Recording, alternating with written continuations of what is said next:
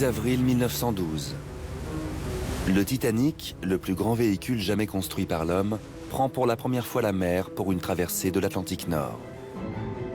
5 jours plus tard, le monde apprend avec stupeur qu'il a coulé. Plus de 1500 passagers et membres d'équipage ont perdu la vie dans la catastrophe. Le naufrage du Titanic est l'un des événements les plus célèbres et les plus tragiques de l'histoire. Il ne fut pas simplement causé par une collision entre un paquebot et un iceberg. Il fut aussi le résultat d'une effroyable conjonction de fatalité et d'erreurs humaines.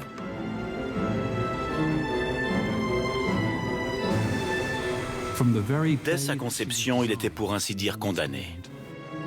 Un siècle après le naufrage, voici retracé à l'aide de documents historiques et d'une analyse scientifique de l'épave, l'enchaînement de circonstances qui provoqua la perte d'un navire réputé insubmersible lors de la plus grande catastrophe maritime de l'histoire moderne.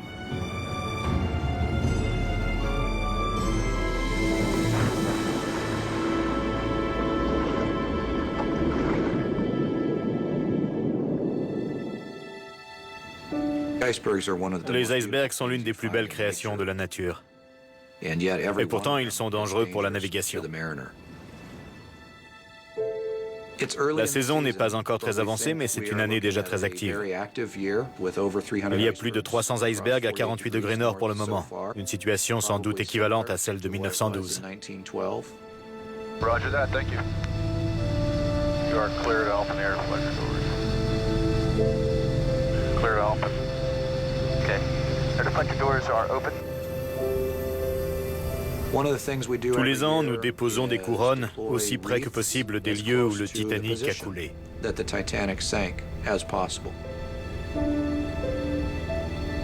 Avec le plus profond respect, nous commémorons l'anniversaire du naufrage du Titanic ici dans l'Atlantique Nord. C'était il y a 96 ans, mais nous n'oublions pas l'importance de notre mission. Nous conservons le souvenir de plus de 1500 personnes qui périrent en ce jour fatal du 15 avril 1912. Roger that, thank you. La perte de plus de 1500 vies, c'est épouvantable. C'est révoltant. Il ne faut pas que cela se reproduise. Jamais.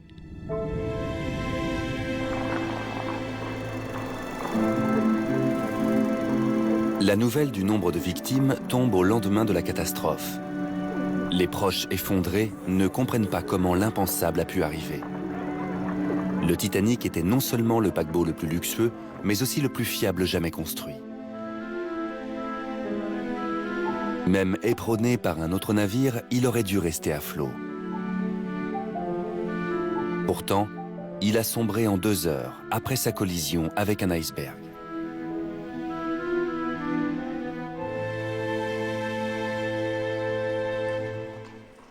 Deux semaines plus tard, une enquête officielle est ouverte pour déterminer si le naufrage aurait pu être évité et identifier les éventuels responsables de la disparition de 1523 personnes. L'État britannique est représenté entre autres par un célèbre avocat, Sir Rufus Isaacs. Le principal témoin est Bruce Ismay. Âgé de 50 ans, il est président de la White Star, compagnie propriétaire du Titanic. C'est aussi l'un des rares hommes ayant survécu au naufrage. Sont aussi interrogés Harold Bride, opérateur radio, ainsi que Charles Lightoller, second du navire, officier le plus gradé parmi les rescapés. La plupart des marins ayant péri, le témoignage de ces 3 hommes est essentiel pour établir une éventuelle négligence de l'équipage ou de l'armateur.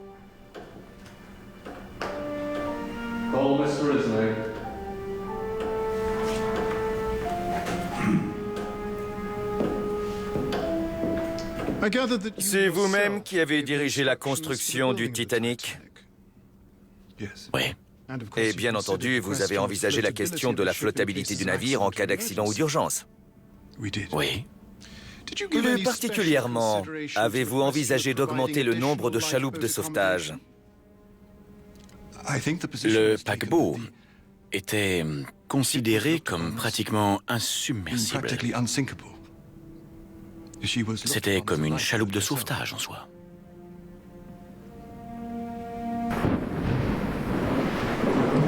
2 ans avant la date prévue pour le lancement, Bruce Ismay rencontre Alexander Carlyle, architecte du navire. Cette réunion n'est que le début de l'enchaînement de circonstances qui vont mener au désastre. Leur première décision compromet l'intégrité structurelle du bâtiment. L'escalier doit être beaucoup plus majestueux. Il faut dans ce cas abaisser les cloisons. Est-ce un inconvénient? Le bateau n'est-il pas sûr? Bien sûr que si. Chacun des 16 compartiments est étanche. En cas de fuite, chacun se ferme hermétiquement par une porte électrique actionnée depuis la passerelle. Même avec 4 compartiments inondés, le navire flotterait. Abaissons donc les cloisons. Je veux un escalier luxueux et majestueux. La hauteur des compartiments étanches est abaissée à 3 mètres seulement au-dessus de la ligne de flottaison. Ce pont est trop encombré.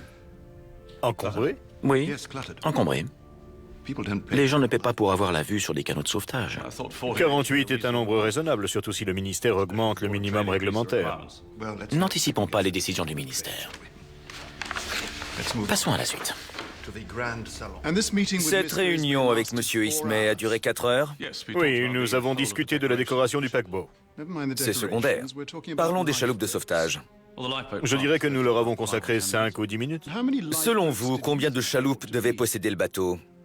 Pour moi, il fallait qu'il y en ait 3 par bossoir. En tout, cela aurait fait combien? 48? Pour vous, il fallait qu'il y en ait 48. Oui. Alors qu'en fait, combien y en avait-il? 16. 16.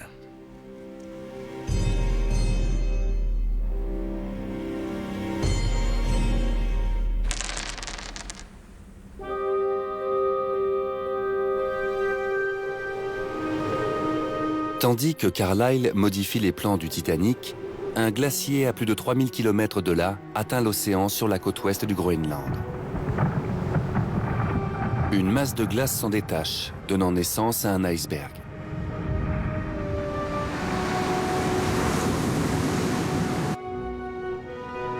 C'est l'un des 40 000 icebergs qui se forment chaque année sur la côte du Groenland.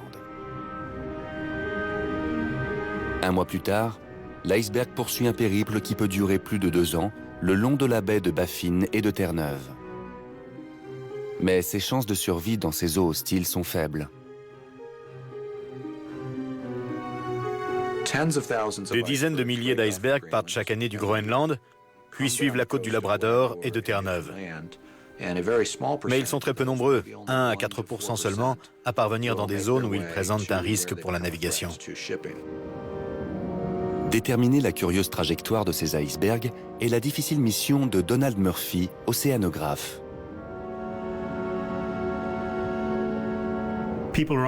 On s'étonne souvent de ce qu'un iceberg qui se détache du glacier du Groenland se dirige non pas directement vers le sud, mais d'abord vers le nord, le long de la côte du Groenland, avant de s'orienter au sud.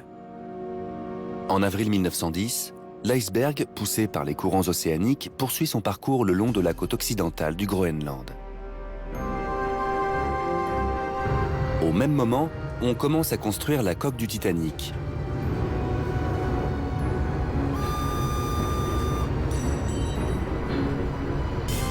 La construction navale traverse une période de transition. Les machines remplacent l'homme et l'acier remplace le fer. Les constructeurs du Titanic veulent que sa coque soit constituée de plaques d'acier assemblées par des rivets également en acier. Pour cela, il faut une imposante rifteuse pneumatique. Mais cette nouvelle machine est trop grosse pour accéder aux parties incurvées du navire. C'est pourquoi les ouvriers réunissent les plaques à la main à l'aide de rivets de fer forgé plus faciles à insérer. C'est une méthode très répandue. Pendant près d'un siècle, personne ne soupçonnera qu'elle ait pu avoir un lien avec le naufrage. On apprend seulement en 1996, après l'exploration de l'épave, que des rivets de fer ont été utilisés dans certaines parties de la coque. Jennifer Hooper McCarthy est membre d'une équipe de l'université Johns Hopkins de Baltimore qui mène une étude scientifique sur les rivets. La première étape de l'enquête a consisté à déterminer le matériau de fabrication de ces rivets et comment ce matériau se comportait lors de différents essais mécaniques. Pour déterminer les conséquences de l'utilisation de fer plutôt que d'acier, on reproduit une partie de la coque composée de tôle d'acier assemblée par des rivets de fer. En comparant un rivet en fer forgé et un rivet en acier, nous avons découvert qu'il suffisait qu'une plaque d'acier se déplace très légèrement de 5 mm pour que le rivet de fer commence à céder.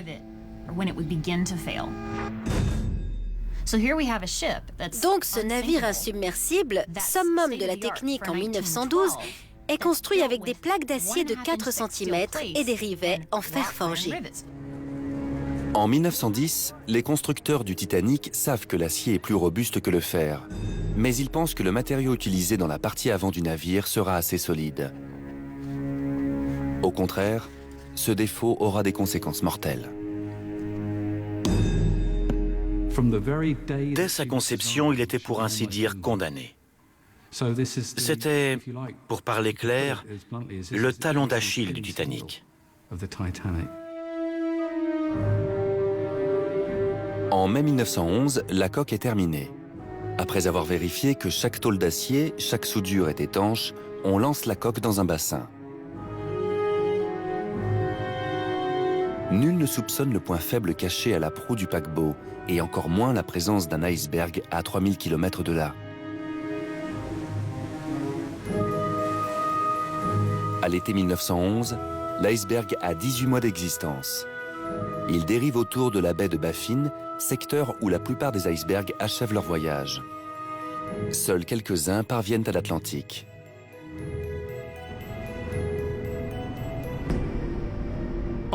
Tout au long de leur trajet, les icebergs passent souvent par des baies ou sur des hauts fonds.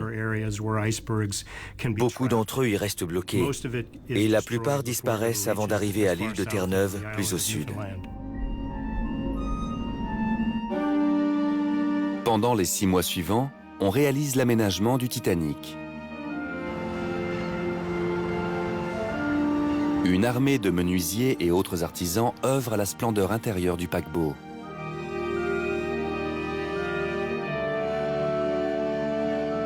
Le capitaine choisi pour le voyage inaugural est Edward John Smith, le plus expérimenté de la compagnie White Star Line. C'est sa dernière traversée avant sa retraite. Smith est très apprécié. On le surnomme le capitaine des millionnaires. De richissimes passagers comme Vanderbilt ou Guggenheim vont jusqu'à changer leur date de départ pour voyager à bord d'un paquebot commandé par le capitaine Smith. En mars 1912, l'Olympique, paquebot frère du Titanic, revient au chantier naval pour d'urgentes réparations. Les derniers travaux du Titanic sont suspendus et son premier voyage est reporté d'1 mois. Au lieu de prendre la mer en mars, il partira à la mi-avril, justement l'époque où la plupart des icebergs croisent les routes maritimes de l'Atlantique Nord. Alors qu'il n'avait qu'une chance sur 100 de survivre, l'iceberg continue son chemin vers le sud jusqu'à la côte est de Terre-Neuve. Le 2 avril 1912, le Titanic quitte Belfast en direction de Southampton où embarqueront ses premiers passagers. Le report de la traversée a contraint le capitaine Smith à remanier son équipage au dernier moment. Cette décision aura de graves conséquences.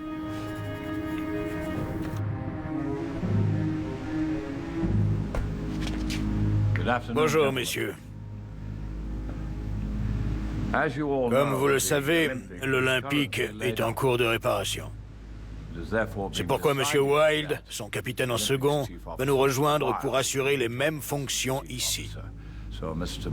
Murdoch, vous devenez premier officier, et vous, M. Lightoller, second officier. M. Blair, je souhaiterais vous parler en privé.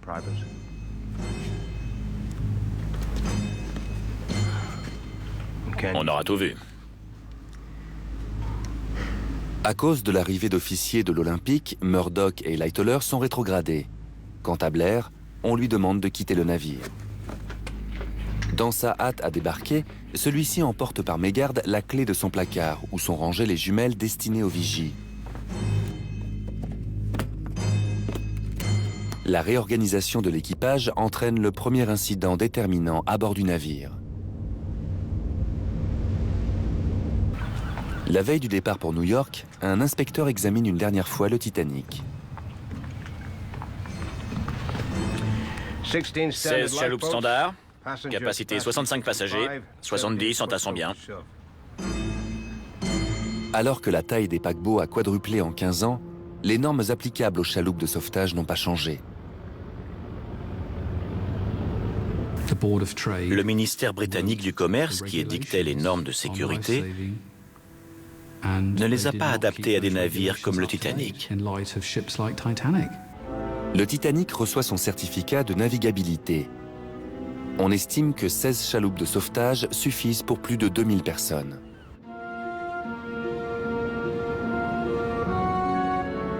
L'iceberg s'approche des 48 degrés de latitude nord, seuil critique selon la Patrouille internationale des glaces.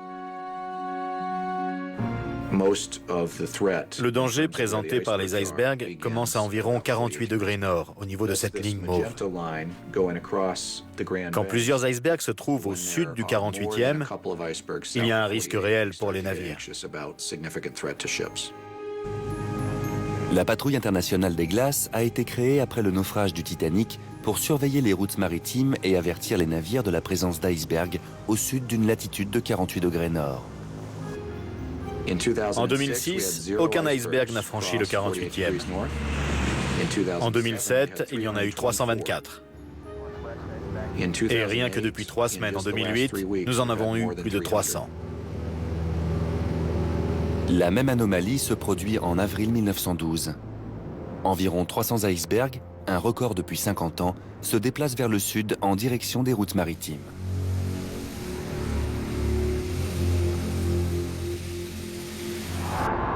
Le 10 avril à midi, le Titanic appareille de Southampton avec 600 membres d'équipage et plus de 1500 passagers.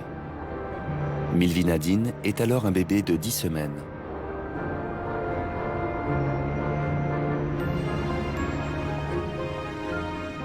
Comme beaucoup de familles embarquées sur le paquebot, ses parents partent dans l'espoir d'une vie meilleure.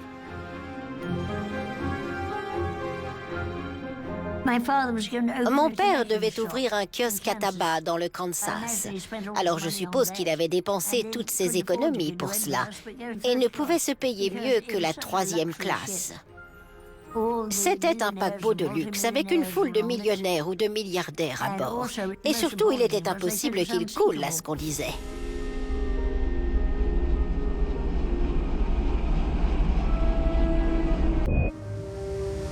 Après avoir embarqué d'autres passagers en France, puis en Irlande, le bateau doit traverser l'Atlantique en 6 jours, selon les prévisions du capitaine Smith.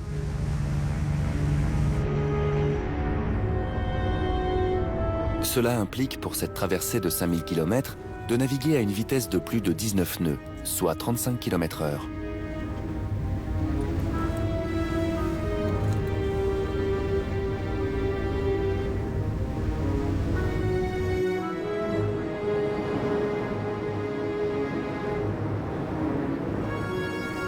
Pour éviter les icebergs, fréquents à cette saison dans le secteur connu sous le nom de région des glaces, le capitaine Smith a prévu un large détour par le sud, ce qui est une pratique courante à l'époque.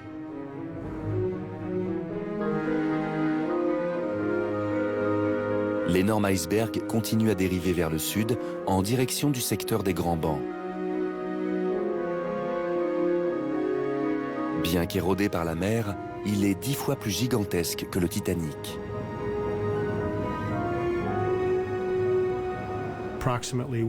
Environ un huitième du volume d'un iceberg émerge au-dessus de la mer. D'où l'expression « c'est juste la pointe de l'iceberg ». La majeure partie est dans l'eau et passe inaperçue. Ce qui se trouve au-dessus de la surface est une part relativement petite de l'iceberg.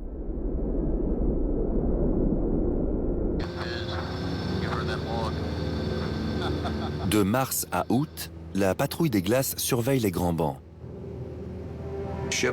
Les navires qui vont d'Europe aux États-Unis ou au Canada cherchent à emprunter la voie la plus rapide possible. Notre tâche est de leur permettre d'arriver à bon port. Si des icebergs se trouvent sur leur chemin, nous devons les en informer afin qu'ils se déroutent par le sud. Nous avons du brouillard ou des nuages environ 70% du temps. C'est là que les radars interviennent. Nous utilisons un radar à balayage frontal et un autre à balayage latéral qui couvre 27 000. Si la mer est trop calme et que nous détectons trop de choses à la surface, par exemple du matériel de pêche ou une baleine, et que nous ne sommes pas sûrs de ce que c'est, malgré les radars, nous descendons à 150 mètres au-dessus de l'océan pour tenter d'identifier l'objet de visu.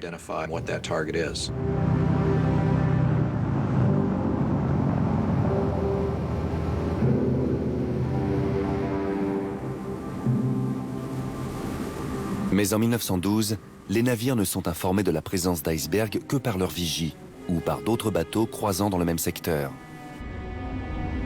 David Blair étant parti avec la clé du placard où sont rangées les jumelles, les vigies Frederick Fleet et Reginald Lee ne peuvent se fier qu'à leur vue. Maintenant qu'il occupe un grade inférieur, Charles Lightoller supervise le nid de pie.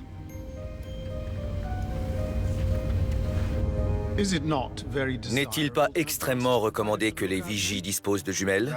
C'est l'officier de quart qui en décide.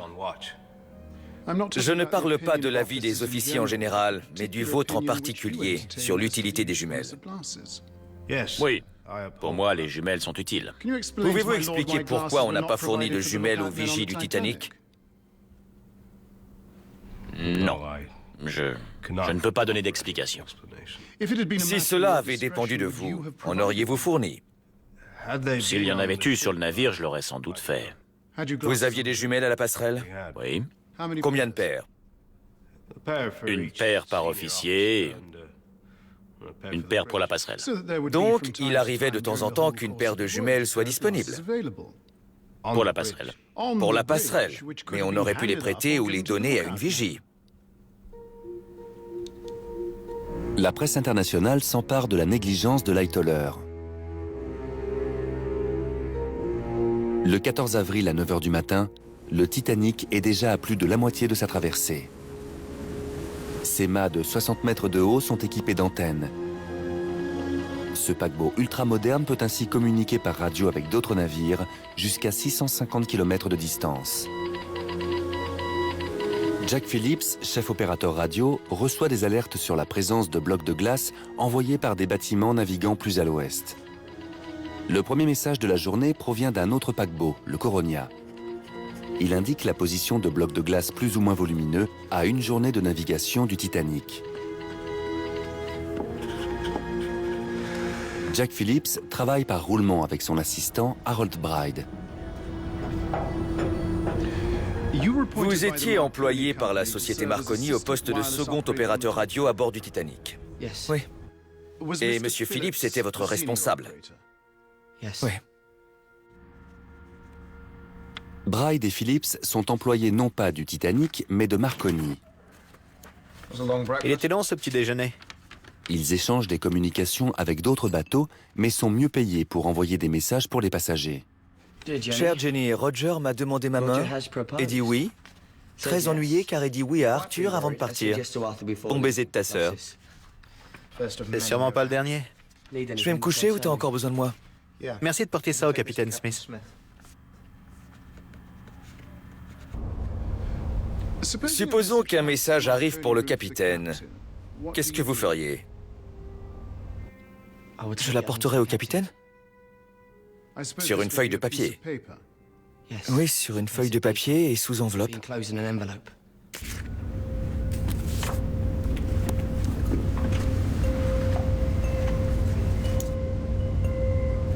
Il y a un exercice de sauvetage à 11 h, capitaine. À 11 h? Oui, capitaine. C'est pour le capitaine Smith. Merci, monsieur... Bride, capitaine. Au printemps, les alertes aux blocs de glace sont courantes et le secteur indiqué dans le message du Coronia est encore loin. Je vais dire l'office, monsieur Murdoch, puis je ferai ma tournée. Bien, capitaine. Autrement dit, l'exercice est annulé. Le capitaine n'a jamais justifié l'annulation de l'exercice, mais cette décision va coûter de nombreuses vies. Aucun autre exercice ne sera organisé. L'équipage n'est pas préparé à une éventuelle urgence. Pendant que le capitaine lit son sermon, le courant du Labrador pousse l'iceberg vers le sud en direction des Grands Bancs. Il se trouve maintenant à environ 480 km. Il va bientôt rencontrer le Gulf Stream, courant marin en provenance de l'Est des États-Unis. La température du Gulf Stream avoisine 15 à 18 degrés.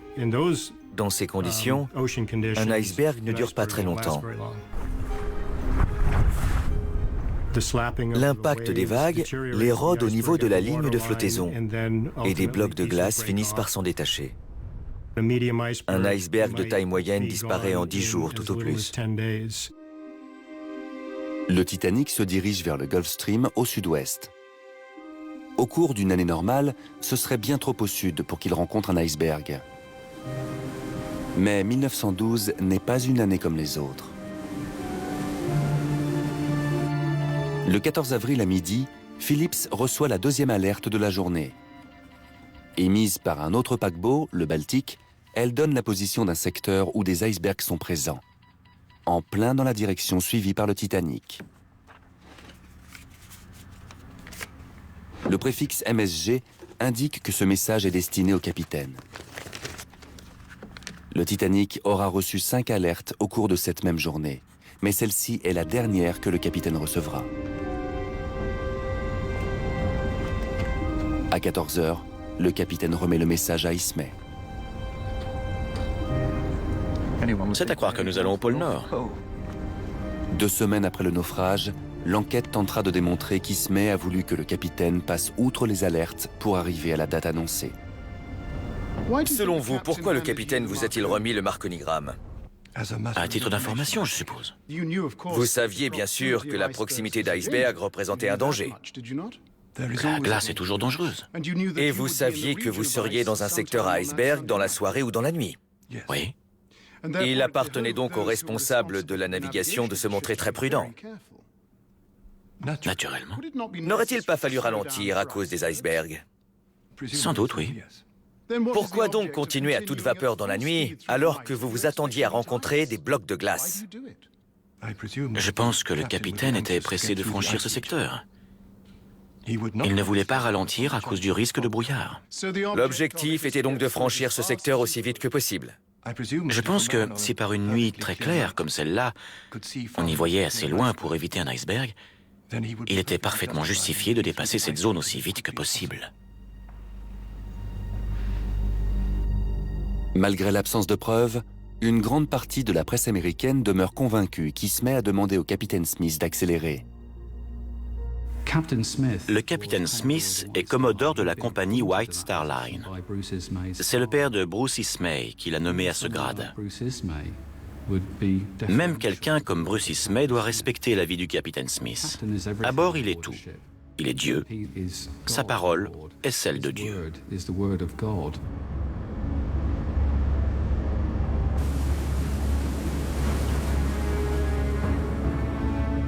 Le Titanic suit un cap qui l'éloigne de l'iceberg, mais il est sur le point de changer de direction.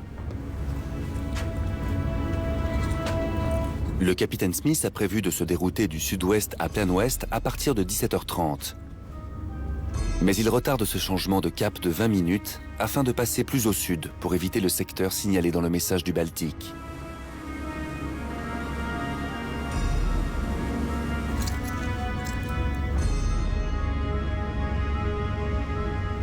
Sud 86 ouest, monsieur Hitchens.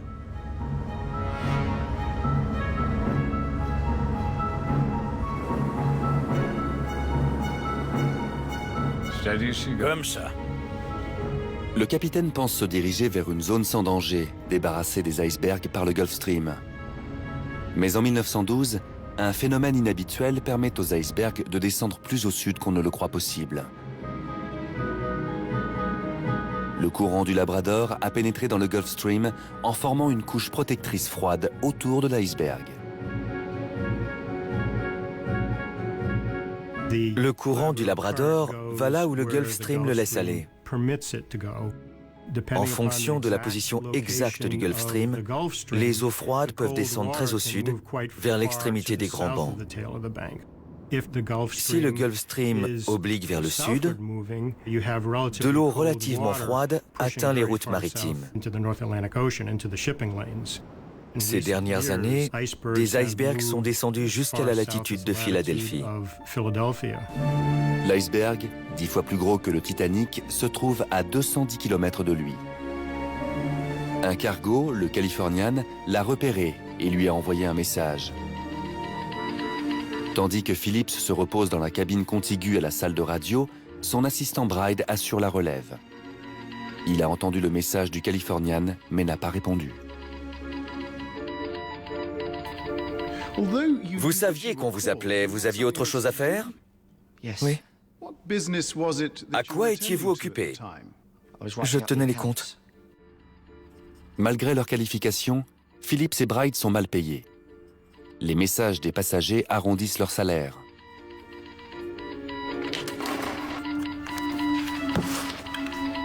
À 19h20, Bride a fini ses comptes. Il intercepte le message du Californian qui l'avise de la présence de 3 gros icebergs à 42 degrés de latitude nord et 49 de longitude ouest.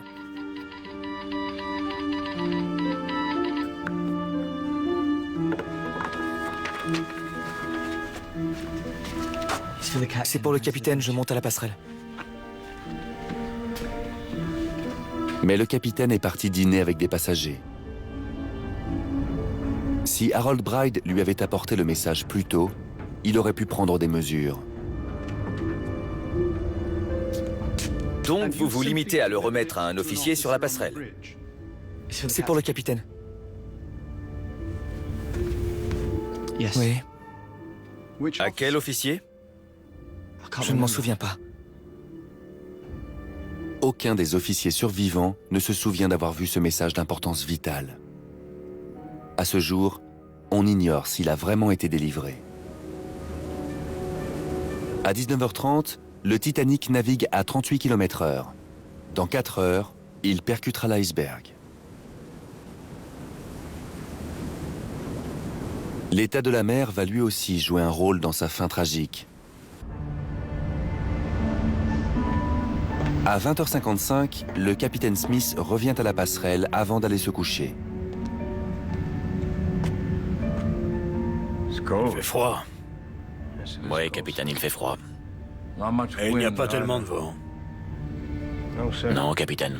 En fait, c'est le calme plat. Oui, le calme plat. Vous saviez l'un comme l'autre que par une mer d'huile, il serait plus difficile de voir un bloc de glace. Oui, c'était beaucoup plus difficile, naturellement. Parce que, en l'absence de vent, on ne voyait pas les vagues se briser sur l'iceberg.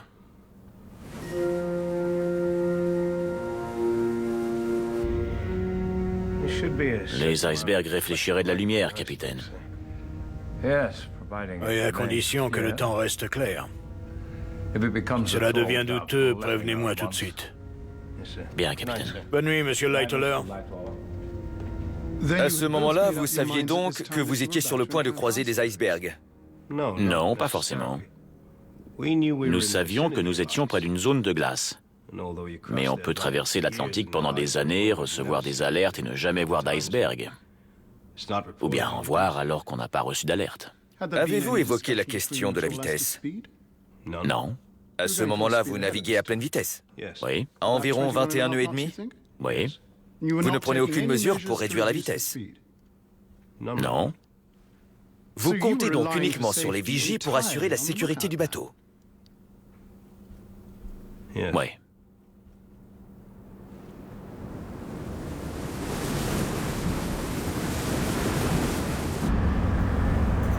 « 21h45. L'iceberg est à 80 km.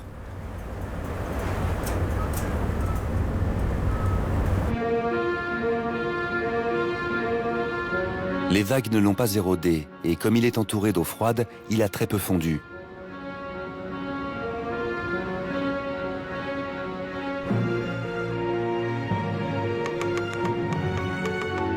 Dans la salle de radio, Phillips a 2 heures devant lui pour envoyer les messages des passagers tant que le Titanic est à portée de la station de Cap Race à Terre-Neuve. Mais il est interrompu par le 5e message de la journée, le plus déterminant de tous. Envoyé par le Mesaba, il indique avec précision une zone où se trouvent des icebergs, à 80 km seulement du Titanic. Pour le capitaine, ce message indiquerait clairement que le paquebot fonce droit sur l'iceberg. Mais le préfixe MSG est absent. C'est pourquoi Phillips le considère comme non urgent et se remet à envoyer ceux des passagers.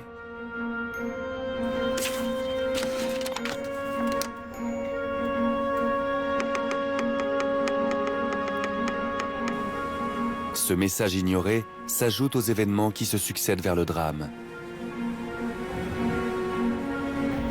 C'est une nuit sans lune sur une mer d'huile. Ces 2 facteurs, rarement associés, rendent difficile de repérer un iceberg de loin.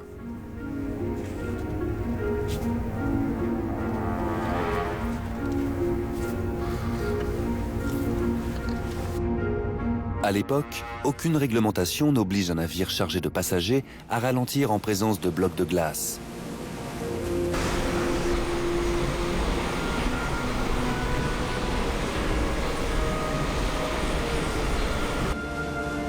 Lancé presque à pleine vitesse, le Titanic arrivera sur l'iceberg en 2 heures. Les officiers se préoccupent uniquement d'icebergs plus petits et de faible hauteur qu'on appelle des bourguignons. Tous les icebergs sont dangereux. Un petit iceberg, ou même un bourguignon pas plus gros qu'une voiture, peut être dangereux. Certes, un navire risque moins de le percuter, mais il a moins de chances de le voir.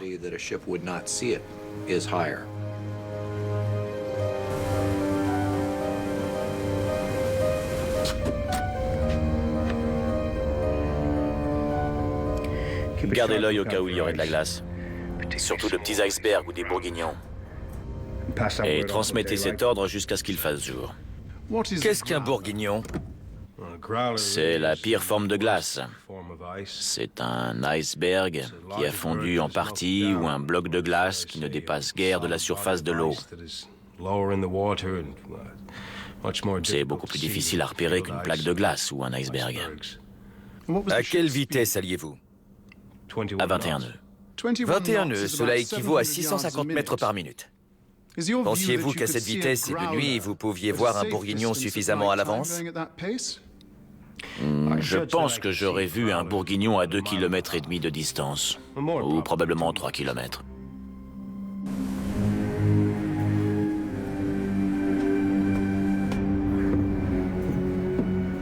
À 22 heures, Fleet et Lee prennent leur quart. Ils guettent l'apparition de bourguignons sans savoir qu'ils se dirigent vers un iceberg aussi haut que leur nid de pie.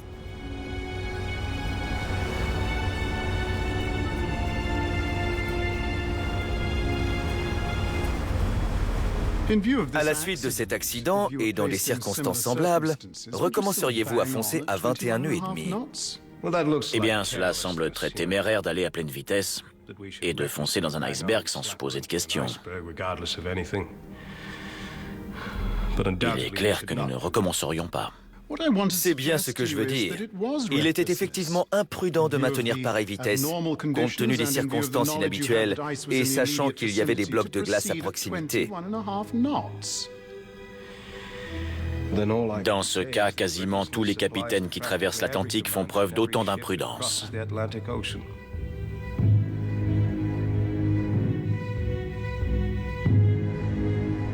À 22 heures, Murdoch vient prendre la relève de Lightoller. La mer est comme du verre. J'ai jamais vu ça.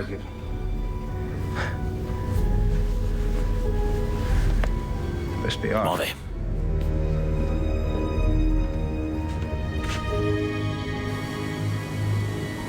À 23 heures, l'iceberg n'est qu'à 25 km.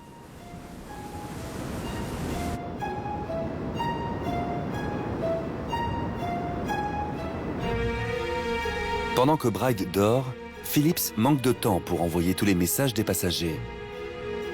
Le navire le plus proche du Titanic, le Californian, l'informe qu'il s'arrête pour la nuit à cause des blocs de glace.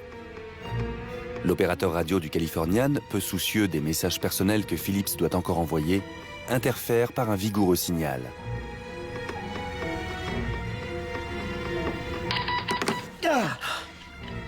Quelle andouille!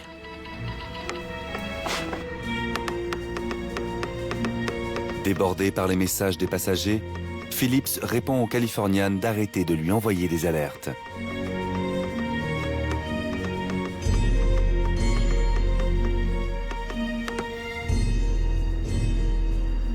Qui est-ce? Le Californian. Il m'empêche d'écluser mes messages avec ses alertes météo. Je prends la relève?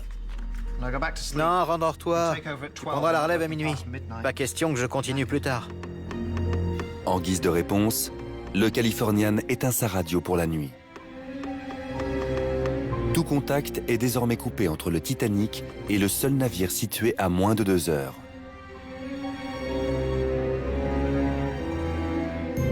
À 23h30, l'iceberg n'est qu'à 6,5 km. Le paquebot qui avance à 38 km/h va le percuter dans 10 minutes. Rien à signaler? Non. Il fait tellement froid que Fleet, privé de jumelles, a du mal à garder les yeux ouverts.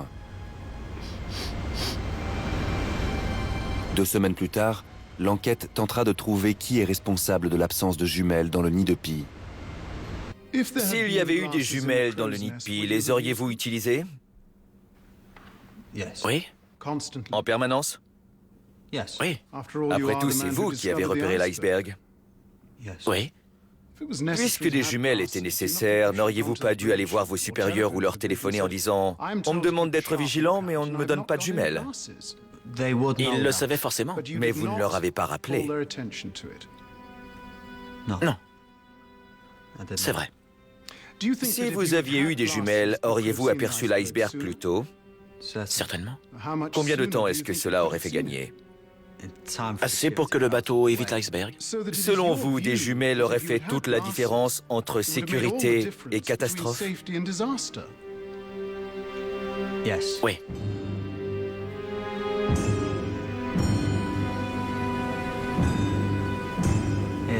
Petit ours. Grand ours. Orion.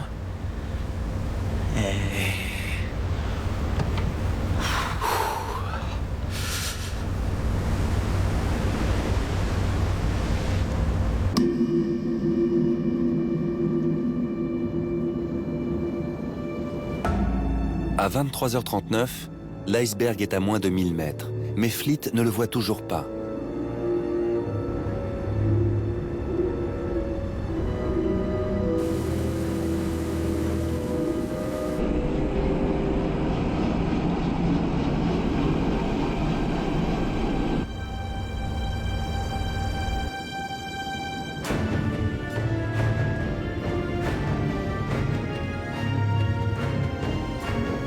Merde! Murdoch est là? Ou quelqu'un d'autre? Iceberg droit devant!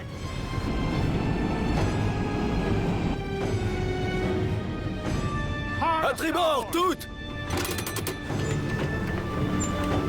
Après avoir fait inverser les machines, Murdoch a le réflexe de changer de cap. Encore une décision fatale.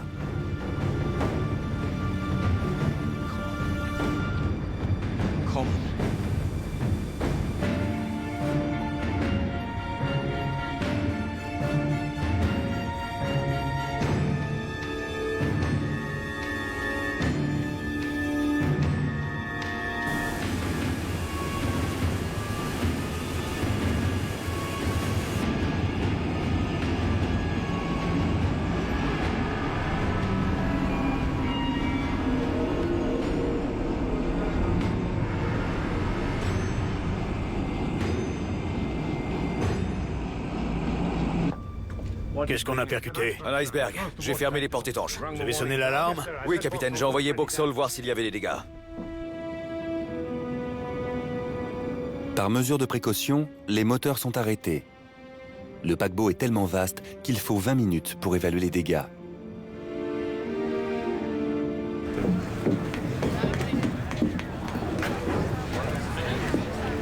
Le capitaine Smith a appris la nouvelle à minuit. Quelque chose ne va pas? Nous avons heurté quelque chose? Je le crains. Nous avons heurté un iceberg. C'est grave? Le bateau prend l'eau? Il coule, monsieur Ismay. Mais c'est impossible. Dans 2 heures, il sera au fond de l'océan. On ne peut pas fermer les compartiments? Nous l'avons fait, en bloquant des centaines d'hommes en bas. Ça ne marche pas. Je ne comprends pas. Le bateau est censé flotter, même avec 4 compartiments inondés. 5 compartiments sont inondés, monsieur Ismay. Je vais à la salle de radio, monsieur Murdoch. Dois-je préparer les chaloupes, capitaine? Oui, mais inutile de faire paniquer les passagers. Je comprends, capitaine. 20 minutes après la collision, la plupart des hommes d'équipage et tous les passagers croient que les dégâts sont minimes. Ils ignorent que 400 000 litres à la minute envahissent le paquebot. Une telle masse d'eau pénètre dans le bateau que sa proue plonge dans la mer. De chaque compartiment submergé, l'eau se déverse dans le compartiment suivant. Avec la conception du bateau, c'est mathématique. Tous les compartiments s'emplissent d'eau et forcément le navire coule. Si Bruce Ismay n'avait pas fait diminuer la hauteur des cloisons, le navire aurait coulé plus lentement. Et si le Titanic avait heurté l'iceberg de plein fouet, il n'aurait pas coulé du tout.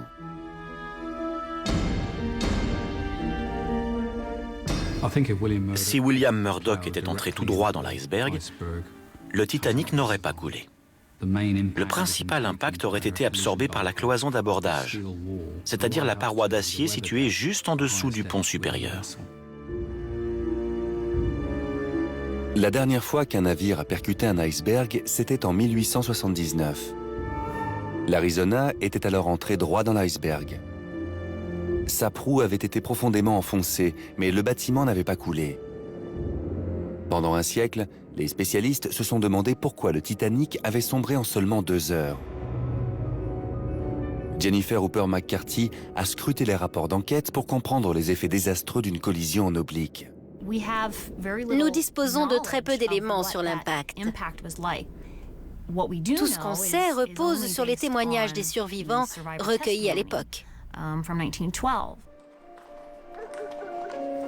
Lorsque le navire a percuté l'iceberg, virait-il toujours à bâbord? Oui, il virait à bâbord, et l'iceberg l'a touché à tribord. Pouvez-vous nous décrire l'iceberg? C'était vraiment une masse énorme. Mais vous avez pensé qu'il n'y avait rien de grave. Ça a juste fait un léger bruit. Vous avez jugé cela inquiétant, mais pas vraiment grave. Oui.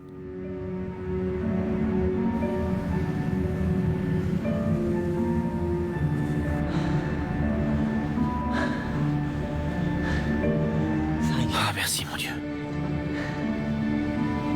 Frédéric Fleet pense que le bateau n'a fait que frôler l'iceberg. Comme lui, de nombreux passagers croient à un simple incident. Certains ont à peine ressenti le choc, c'était juste un impact latéral, une vibration, pas du tout de quoi les envoyer de l'autre côté du bateau.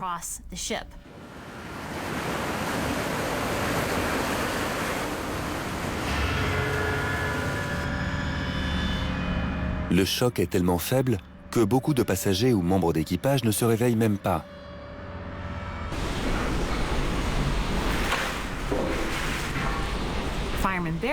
Le témoignage du chauffeur Barrett est l'un des plus importants. Alors qu'il était dans la chaufferie numéro 6, il a vu l'eau arriver. Vous vous appelez Frédéric Barrett? Oui. Racontez-nous ce que vous avez vu. Dans la chaufferie, un témoin rouge s'allume quand il faut arrêter le bateau.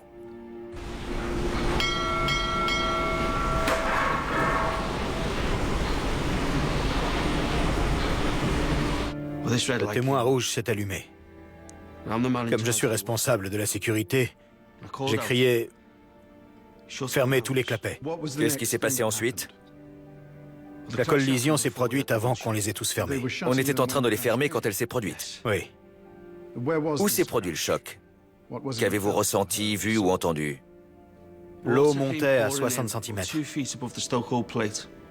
Pouvez-vous nous situer cet endroit?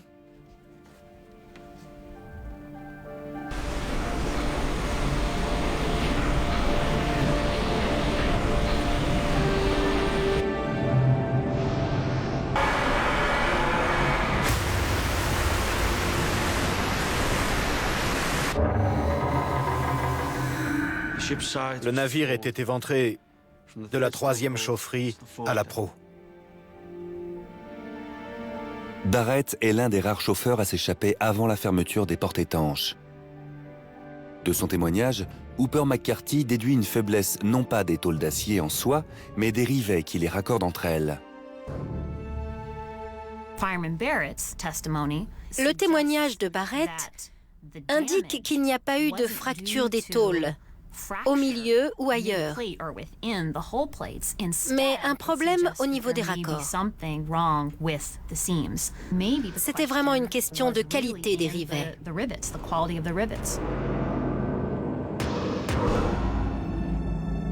Ses soupçons se confirment quand elle analyse les 46 rivets récupérés en 1998 sur l'épave du Titanic. Il s'avère que certains d'entre eux sont en acier et d'autres en fer forgé. En examinant au microscope électronique ces rivets vieux de 100 ans, Hooper McCarthy découvre dans la structure du fer de grosses impuretés. Elle soumet les rivets à des essais pour évaluer en quoi ces impuretés les rendent moins solides. Dans un rivet en fer forgé, on trouve un mélange de fer pur et d'impuretés, sous forme de particules qu'on appelle scories. Les scories peuvent renforcer le fer dans un sens et le rendre moins résistant dans le sens perpendiculaire.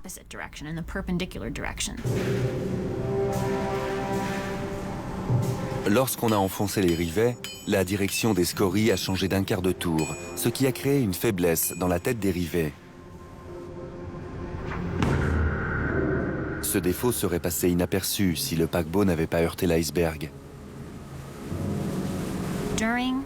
Lors de la collision, ces rivets n'ont pas résisté à l'impact et leur tête a sauté. Comme les autres rivets ont dû supporter une charge plus importante, leur tête a sauté aussi. À tribord, les raccords se sont donc défaits, comme une couture qui éclaterait. Ça correspond sans doute à ce que décrit M. Barrett.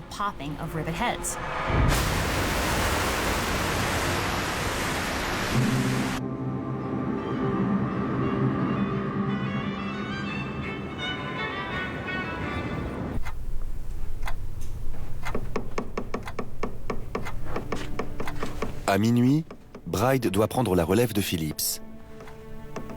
40 minutes ont passé depuis le choc. Ils ignorent toujours la gravité de la situation. J'ai tout fini. J'y ai passé exactement 3 heures. Bravo. Les moteurs sont arrêtés? Oui, il paraît qu'on a percuté un iceberg. On va sans doute retourner à Belfast. Quelle bonne nouvelle. Ça va encore dire un tas de messages. Désolé, très cher, finalement je ne viens pas à New York. T'en as pour combien? Beaucoup. C'est Monsieur Marconi qui va être content. Le capitaine Smith a bientôt épuisé toutes ses ressources. Il reste le miracle de la radio, dont dispose ce bâtiment ultramoderne.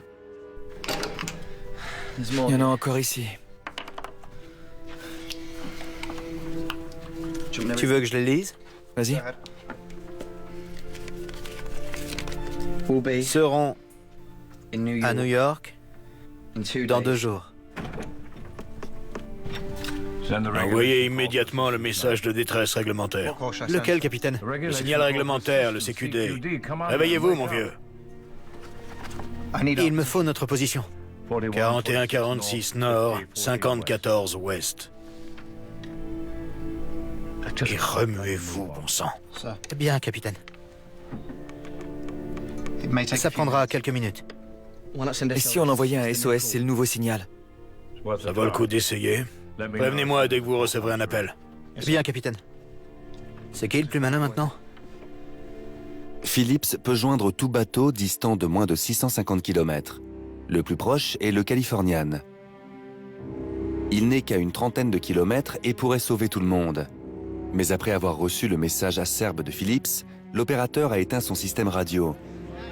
Il ne le remettra en marche que le lendemain matin.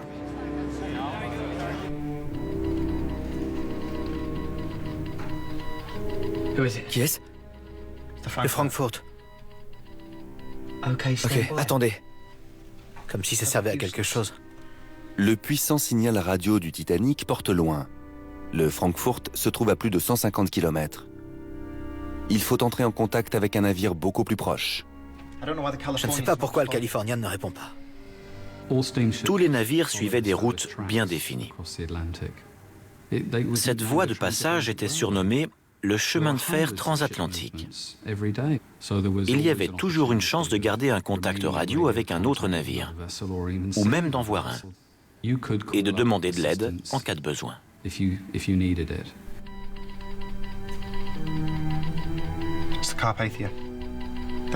le Carpathia. Il vire de bord et se dirige vers nous.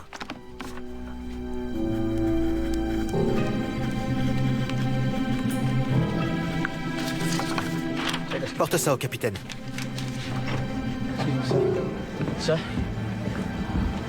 Capitaine, un message du Carpathia. Il a changé de cap et arrive aussi vite que possible. Pas d'autres bateaux? Le Frankfurt a dit d'attendre. Nous essayons de joindre le Californian, mais il ne répond pas. Merci, Monsieur Bride. Du nouveau? L'Olympique doit venir par ici. Le capitaine Smith ne veut pas lancer de chaloupe de sauvetage tant qu'un navire n'arrive pas à la rescousse du Titanic. Même avec seulement 16 chaloupes, tout le monde aurait pu être sauvé si le Carpathia avait atteint le paquebot en moins de 2 heures. Il est à 58 000, capitaine. La vitesse de pointe du Carpathia ne dépasse pas 15 nœuds. Il est à 4 heures de nous, capitaine. Mais nous ne pouvons rester à flot que pendant 2 heures. Vous devriez retourner sur le pont, Monsieur Murdoch. Bien, capitaine.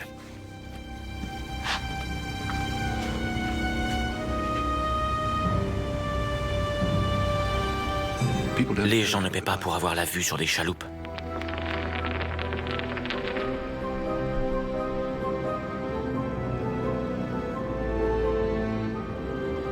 Le Titanic va couler en moins de 2 heures. Mais il a été récemment fait la preuve d'une décision qui explique en partie le drame et sa rapidité.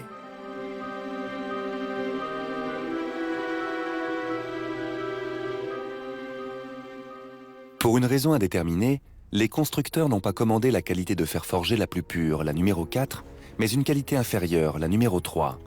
Celle-ci contenait davantage de scories, fragilisant les têtes de rivet. Un détail aux terribles conséquences.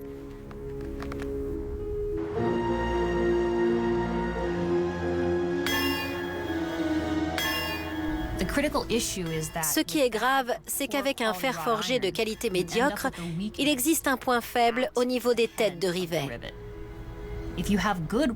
Avec un matériau de bonne qualité, les rivets auraient cédé, mais un peu plus tard. Et 1500 vies auraient pu être sauvées. Un autre navire aurait pu arriver à temps et récupérer les passagers.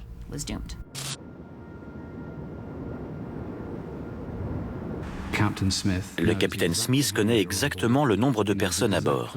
Il sait exactement combien il y a de place dans les chaloupes de sauvetage. Et il sait exactement combien de temps il reste avant que le Titanic coule. De très nombreux passagers vont mourir. C'est à ce moment-là que le capitaine a dû perdre tous ses moyens. Et que le commandement s'est totalement désorganisé. Il faudrait faire monter les passagers dans les chaloupes, capitaine. Capitaine! Oui, les femmes et les enfants d'abord. Oui, faisons ça. Bien, capitaine. Lightoller va mal interpréter l'ordre du capitaine.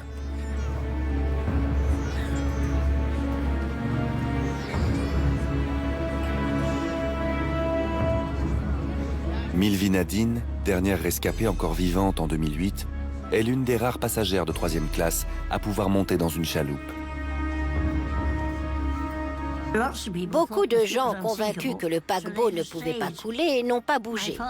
Mais mon père a très vite compris. Il nous a tout de suite emmenés sur le pont. Bien, pas de panique. Chacun son tour. Les femmes et les enfants seulement, monsieur. Alors ma mère a dit adieu à mon père. Elle était désespérée. Ça ne faisait que 4 ans qu'ils étaient mariés. Ça lui a tellement brisé le cœur qu'elle n'a jamais voulu en parler. Comme j'étais trop petite pour qu'on me tienne, on m'a mise dans un sac.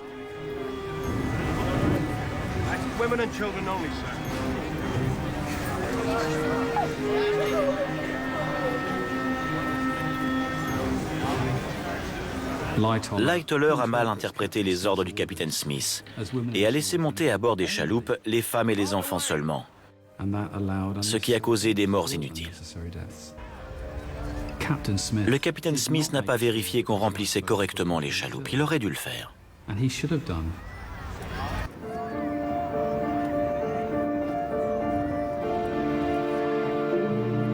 Nous ignorions qu'il n'y avait pas assez de chaloupes. Nous n'en avions pas idée.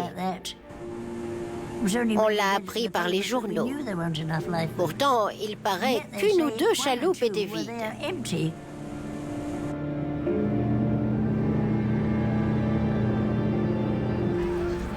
Ismay se trouve sur le pont côté tribord pour aider femmes et enfants à monter dans l'une des dernières chaloupes. Avez-vous vu combien de passagers sont montés dans cette chaloupe? Non, je n'ai pas vu.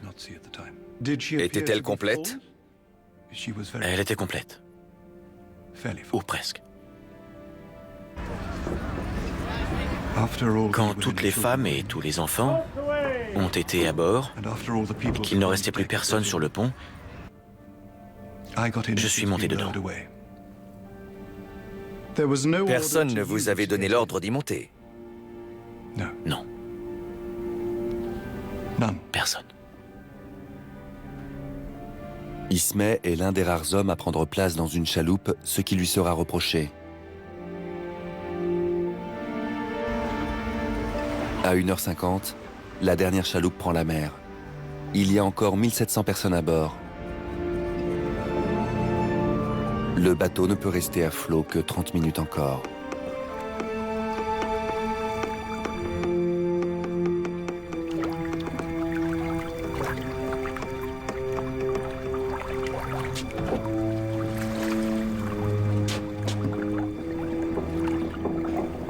Vous avez accompli votre devoir. Vous ne pouvez rien faire de plus. Abandonnez votre cabine. C'est chacun pour soi maintenant.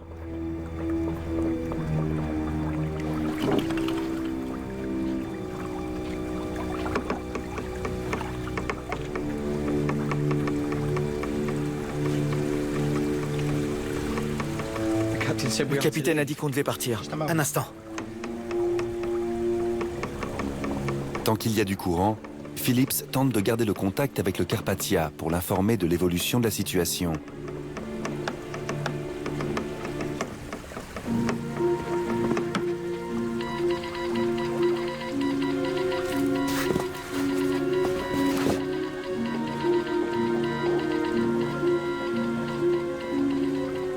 La vache! Qu'est-ce qui se passe? Les signaux du Frankfurt interfèrent avec ceux du Carpathia.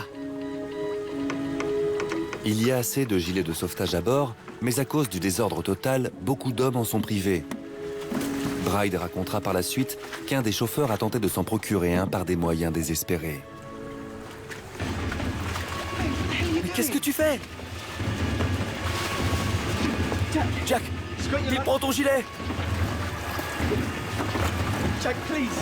Jack, vite.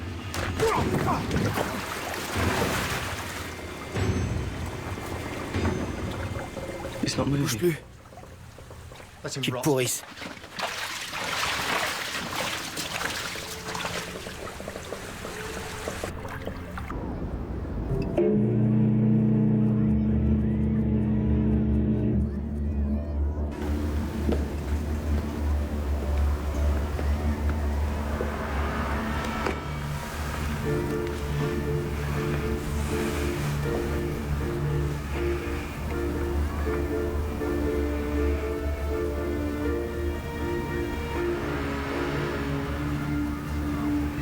le capitaine Smith sera aperçu pour la dernière fois dans la passerelle. Il veut couler avec son navire.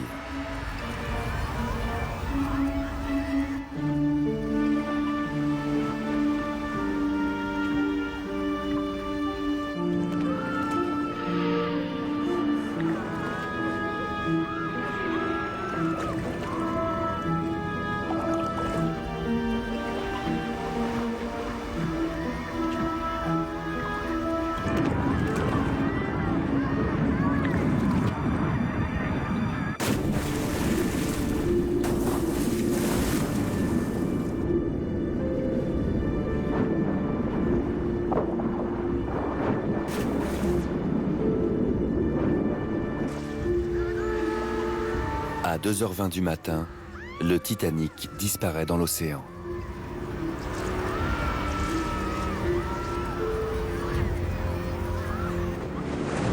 Bride est l'une des 1500 personnes qui se retrouvent dans l'eau glaciale. Comment êtes-vous descendu du bateau? J'ai été emporté avec un canot pliant. Pendant tout ce temps, l'eau montait. Oui. L'eau atteignait le pont? Oui. Elle a emporté ce canot dans la mer et vous avec. Oui. La dernière fois que j'ai vu Phillips, il était sur le roof. Qu'est-ce qui s'est passé ensuite, quand vous étiez dans l'eau? J'ai nagé pour m'éloigner du Titanic.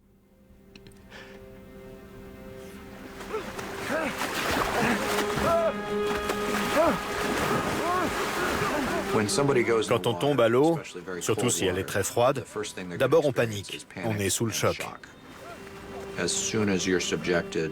Dans de l'eau glacée, comme c'était certainement le cas cette nuit-là, on est désorienté et épuisé.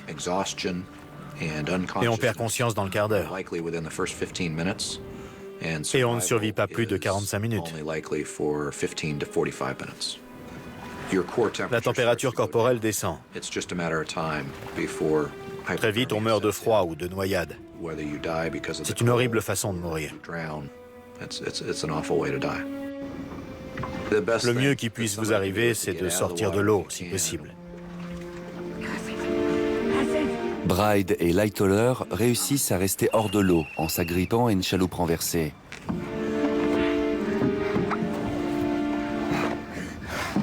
Une autre chaloupe finira par les récupérer.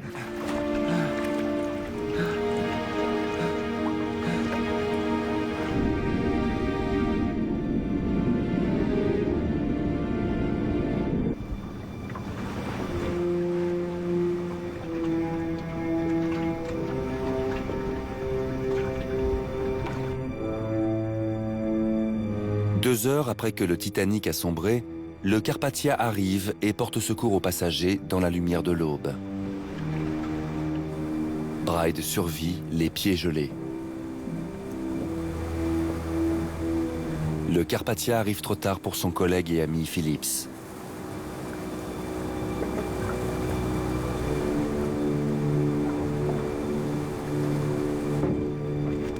Sur les 1523 personnes qui ont péri, on ne retrouve que 328 corps.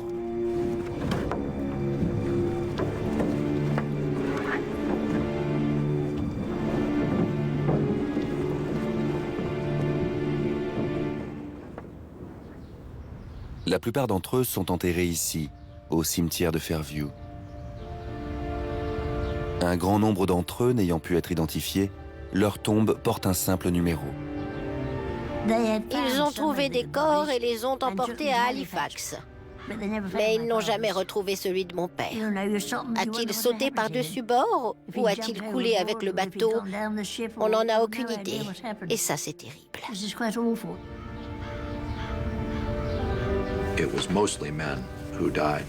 Ce sont surtout des hommes qui sont morts, mais pas seulement. C'est d'autant plus tragique qu'il y avait des femmes et des enfants dans l'eau.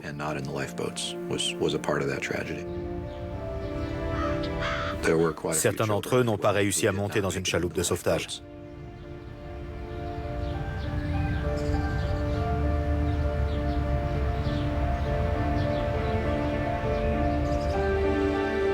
L'enquête officielle conclut que le paquebot naviguait à une vitesse excessive dans cette région où les icebergs étaient fréquents, mais qu'aucun membre de l'équipage n'a commis de faute. Ils appliquaient juste des procédures courantes à l'époque. On recommande qu'à l'avenir, le nombre de chaloupes de sauvetage soit fixé en fonction du nombre de passagers et non du tonnage. Le jugement n'évoque pas le caractère obsolète des normes de sécurité britanniques.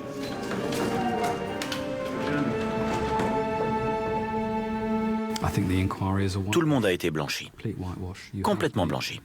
Le ministère du Commerce a mené l'enquête sur une catastrophe dont il était en grande partie responsable. L'enquête démontre que Bruce Ismay n'a pas influencé à tort la conception du navire, ni poussé le capitaine à augmenter sa vitesse. Il démissionne de son poste de président 6 mois plus tard et mourra à l'âge de 74 ans. L'enquête ne permet pas d'établir pourquoi le Titanic a sombré aussi vite. Elle n'explique pas non plus l'enchaînement de circonstances et de décisions qui ont mené à la catastrophe. Le nombre insuffisant de chaloupes, les normes britanniques dépassées, la hauteur des cloisons, la clé du placard aux jumelles, le changement de cap du paquebot, le message qu'aucun officier n'a reçu, le message dont il n'a pas été tenu compte, le Californian qui a éteint sa radio, l'absence de jumelles dans le nid de pie, et l'iceberg, né en même temps que le navire et qui s'est déplacé plus au sud que ce qui était pensable.